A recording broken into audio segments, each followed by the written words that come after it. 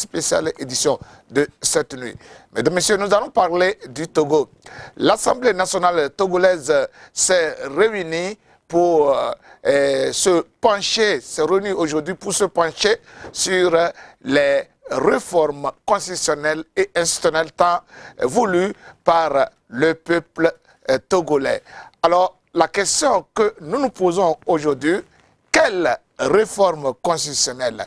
Des réformes constitutionnelles inclusives ou des réformes constitutionnelles taillées sur mesure? C'est à l'ensemble de ces questions que nous allons analyser durant ces 30 minutes de Special Edition. Toutes nos excuses pour le retard accusé dans le démarrage de cette émission. Chers téléspectateurs de Tempo Afrique TV et surtout les fans de Special Edition, je vous respecte, je vous salue et démarrons donc en trombe avec cette question.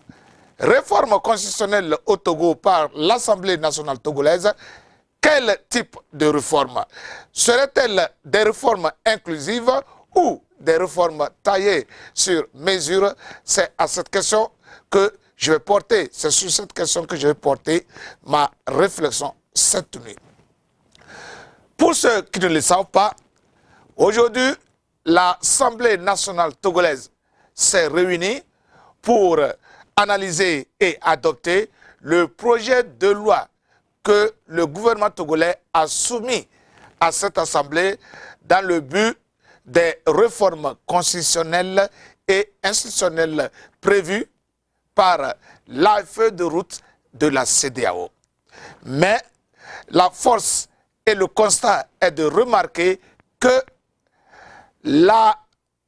l'opposition radicale n'est pas présente à l'Assemblée nationale, donc ne prendra pas à ces réformes constitutionnelles et institutionnelles pour apporter son sel à la sauce. Avec cette absence de l'AC14, de l'opposition radicale, la question qui nous vient à l'esprit, c'est de savoir si ces députés élus le 20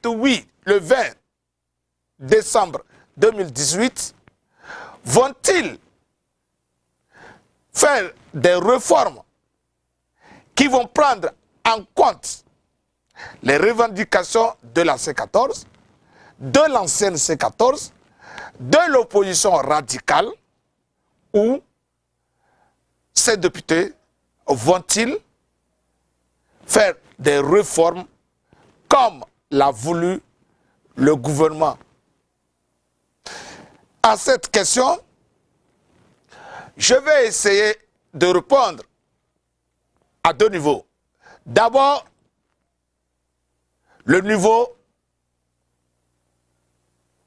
avec l'absence de l'opposition radicale. Il est bien vrai que le 20 décembre 2018, l'opposition de la C14 avait refusé de participer aux élections législatives. Or, la feuille de route de la CEDEAO avait prévu que les réformes constitutionnelles et institutionnelles soient faites par la voie législative. En un mot, par l'Assemblée nationale togolaise. Voilà qu'aujourd'hui, la C14 n'est pas à l'Assemblée. La C14 se fait remarquer par son absence à l'Assemblée nationale. Et c'est cette Assemblée nationale, cette sixième législature, c'est elle qui va faire les réformes. Et c'est devant elle que le gouvernement a introduit son projet de loi. Je tiens à vous signaler que le projet de loi que le gouvernement a introduit et sur lequel l'Assemblée a commencé par débattre a été introduit par le même gouvernement togolais le 30 novembre 2018. Et ce projet de loi avait été rejeté par l'opposition radicale. Et elle exigeait que le gouvernement apporte le projet, apporte le test de l'expert constitutionnaliste sénégalais. Maintenant que ce n'est pas le test du constitutionnaliste sénégalais qui est apporté à l'Assemblée et que c'est le projet de loi du gouvernement que l'opposition radicale avait rejeté, est-ce que si l'Assemblée actuelle, cette sixième législature, si elle adoptait le test du gouvernement, est-ce que l'opposition radicale accepterait-elle ces réformes? Voilà, c'est la question. Puisqu'elle avait rejeté ce projet de loi le 30 novembre 2018. Et c'est ce même projet de loi que le gouvernement ramène. Or, on sent qu'à l'heure actuelle à l'Assemblée, c'est le parti du gouvernement UNIR et certains indépendants, plus une opposition participative qui sont à l'Assemblée. Donc ça voudrait dire que ceux qui sont à l'Assemblée ne sont pas hostiles à ce test. En un mot, presque 99% de ceux-là qui sont aujourd'hui à l'Assemblée, ils sont d'accord sur le test du gouvernement. Donc, en un mot, pour moi, ce n'est qu'une formalité. Et ces réformes-là, est-ce qu'elles vont prendre en considération les aspirations, les revendications de la C14? Ou bien les députés actuels diront les absents ont toujours tort? C'est là une autre conséquence grave du boycott des législatives de 2018. Ce qui risque de se passer à l'Assemblée nationale togolaise au cours de ce mois d'avril, ou peut-être en mai, avec l'adoption du texte final des réformes, nous allons nous retrouver comme en 2002, où l'opposition, ou en 2000, où l'opposition n'était pas à l'Assemblée et l'actuelle constitution sous laquelle le Front national a été élu a été adoptée. La constitution de 92 a été modifiée parce que l'opposition togolaise n'y était pas. L'opposition togolaise était absente. Et c'est ce que nous retrouvons aujourd'hui à l'Assemblée. Elle est absente. Quand je dis l'opposition, je parle de l'opposition radicale. L'opposition qui dit non à tout. Elle n'y est pas. Maintenant, la question que je me pose, est-ce que ces députés actuels vont prendre en considération le mot « en aucun cas ». J'ai lu sur les réseaux sociaux les gens dire que toute réforme faite sans le mot « en aucun cas » est nulle et non avenue. Qu'il faut nécessairement qu'il y ait le mot « en aucun cas ». Mais il se fait que, d'après mes analyses et d'après les informations que j'ai à ma possession, tous les députés actuels à l'Assemblée nationale ne pensent pas qu'il faille mettre le mot, la phrase « en aucun cas ». En un mot, les réformes que nous allons retrouver, le mot « en aucun cas » ou la phrase « en aucun cas » ne va pas y figurer. Et ce mot, avec l'absence de cette phrase « en aucun cas », est-ce que l'opposition radicale va se retrouver dans ces réformes? Or, si l'Assemblée, si l'opposition radicale ne se retrouve pas dans ces réformes, 60% du problème est résolu. Il restera 40%. Alors c'est là que je me pose la question, est-ce que ces réformes seront inclusives? Est-ce que tous les apports, toutes les revendications des uns des autres seront prises en considération? Est-ce que ça sera une fusion de tout ce que les uns et les autres revendiquent? Les revendications, on peut les regrouper par groupe, par série.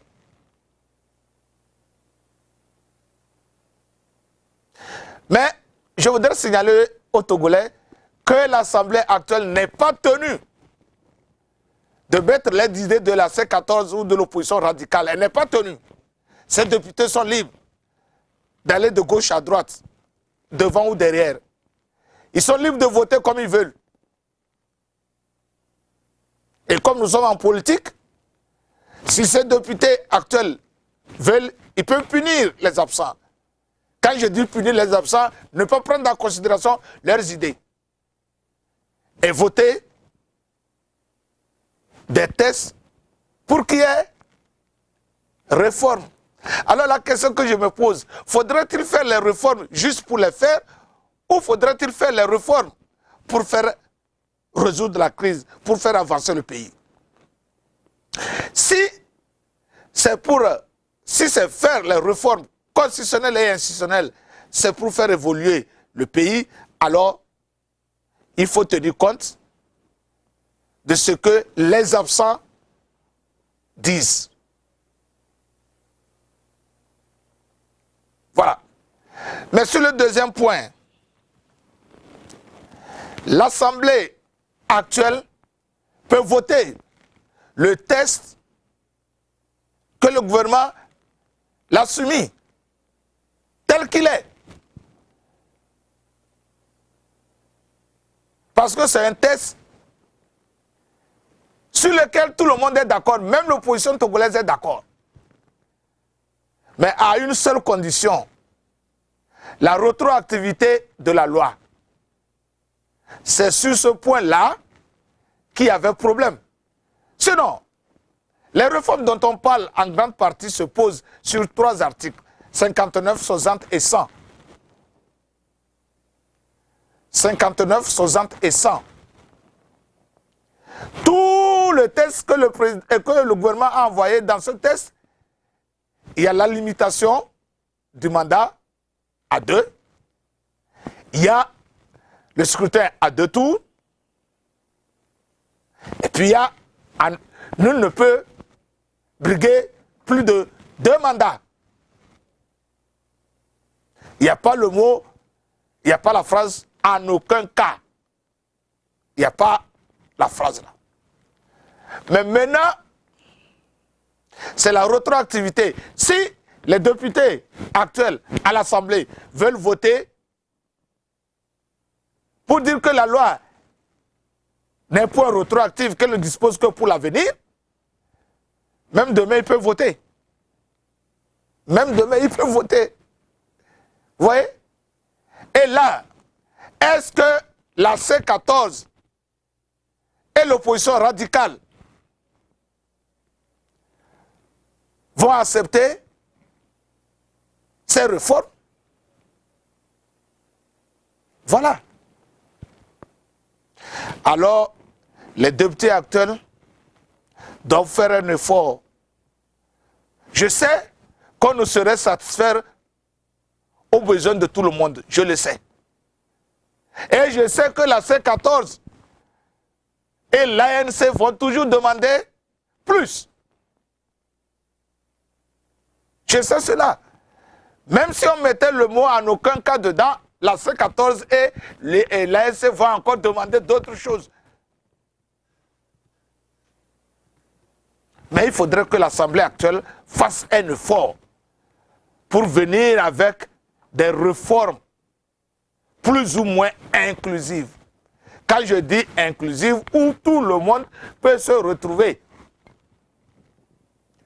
Des réformes que si l'ANC ou la C14 lisent,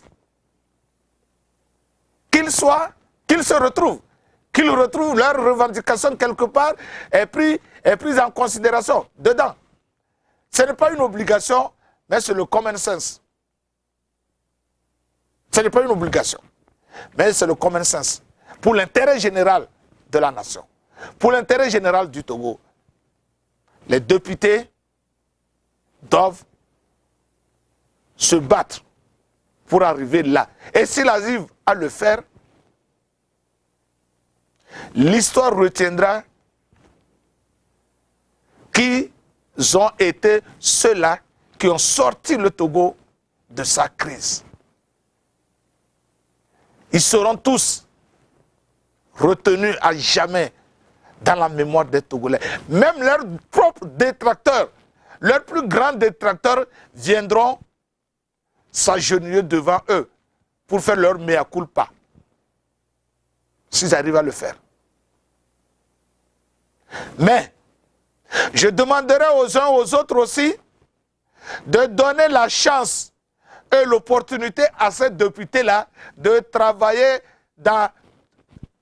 avec toute liberté.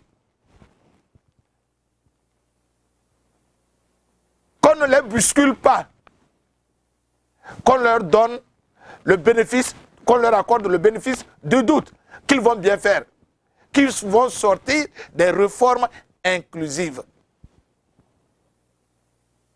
Je ne voudrais pas qu'on leur fasse des jugements d'intention. Laissons-les travailler. Laissez-leur produire un document de réforme constitutionnelle et institutionnelle digne de ce nom. Et à partir de là, nous pourrions le juger. Et je ne voudrais pas des réformes juste pour les réformes, comme certaines me disent, eux ils veulent l'alternance juste pour l'alternance. Je veux des réformes, mais des vraies réformes. Des réformes constitutionnelles et institutionnelles qui vont faire sortir, qui vont faire avancer le pays, qui vont faire avancer le Togo. Il ne s'agira pas de faire des réformes juste pour dire qu'on a accompli, qu'on a respecté la feuille de route de la CEDEAO. Ça ne servira à rien. Alors c'est pourquoi je demande à toute la classe politique togolaise, je dis bien toute la classe politique togolaise, de tous bords confondus, de cool down. Je leur demande de cool down, de revenir sur terre, de mettre la balle à terre. Remettez la balle à terre, chers politiciens togolais, et réfléchissez sur l'avenir du Togo. Réfléchissez sur l'avenir du Togo. Le Togo est à la croisée du chemin. L'avenir de ce pays dépendra de vous, politiciens togolais. L'avenir de ce pays dépendra de ce que vous voulez en faire. Je dis bien politiciens togolais de tous bords. Que le régime de Faure Gnassingbé et le gouvernement de Faure Gnassingbé ne pensent pas que derrière eux ou après eux, c'est le déluge. Le Togo va continuer par vivre, par exister. Que l'opposition ne pense pas qu'elle est détentrice de tout pouvoir ou de toute connaissance. Et que sans elle, rien ne peut se faire. Les deux entités sont complémentaires. Alors, ramenez la balle sur terre. Relax. Relax et ramenez la balle par terre. Pour que nous puissions voir clair ce que ces députés-là vont nous produire comme report constitutionnel et institutionnel. Je suis content que d'ores et déjà, certains partis de l'opposition cherchent à reconstituer la C14.